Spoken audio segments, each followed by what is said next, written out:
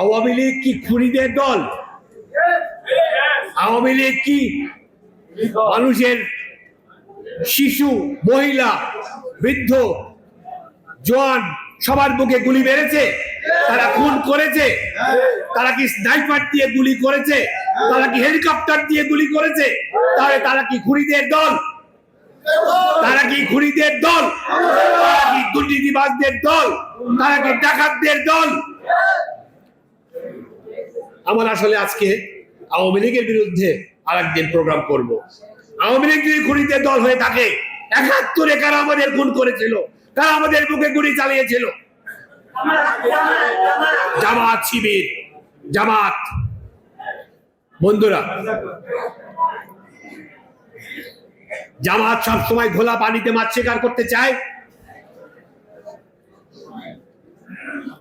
আজকে একটা অস্থিতিশীল সময় যাচ্ছে, নির্বাচন যত ব্যাহত করতে পারবে, যত দেরি করতে পারবে, লাভ হলো জামাতের মতন দলদের, যারা সবসময় ঘোলা পানি চায়, সবসময় এরকম একটা সিচুয়েশন তৈরি করতে চায়।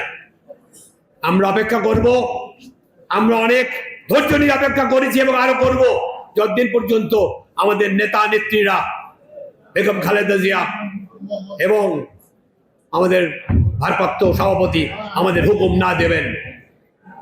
আমরা ধৈর্য ধরবো।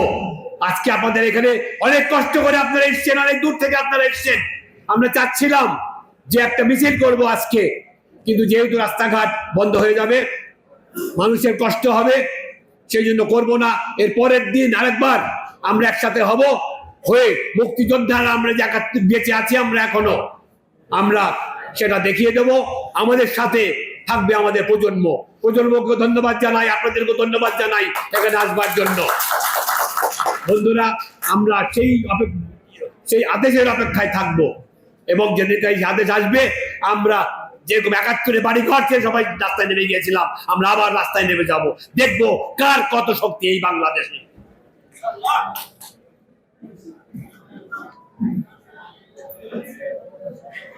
গত পরশুদিন আমরা বেগম খালেদা জিয়াকে বিদায় দিয়েছি।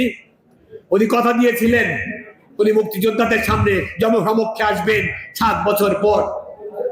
অসুস্থ হয়ে যাওয়ার কারণে আপনাদের সামনে উনাকে আনতে পারি নাই। উনি কথা দিয়েছেন উনি যখন সুস্থ হয়ে ফিরবেন, উনি আমাদের মধ্যে থেকেই উনি জনসমক্ষে আসবেন। আপনারা একজন অসুস্থ নেত্রী, অসুস্থ খালেদা জিয়াকে চান, সুস্থ খালেদা জিয়াকে আমাদের মাধ্যমে চান। আজকে আপনারা এখানে হাজির হয়ে এত কষ্ট করে আপনারা যে এসছেন, এটা একটা ট্রায়াল হয়ে গেল আমাদের। আজকে আমরা ৫০০ জন, ১০০০ জন এসছি।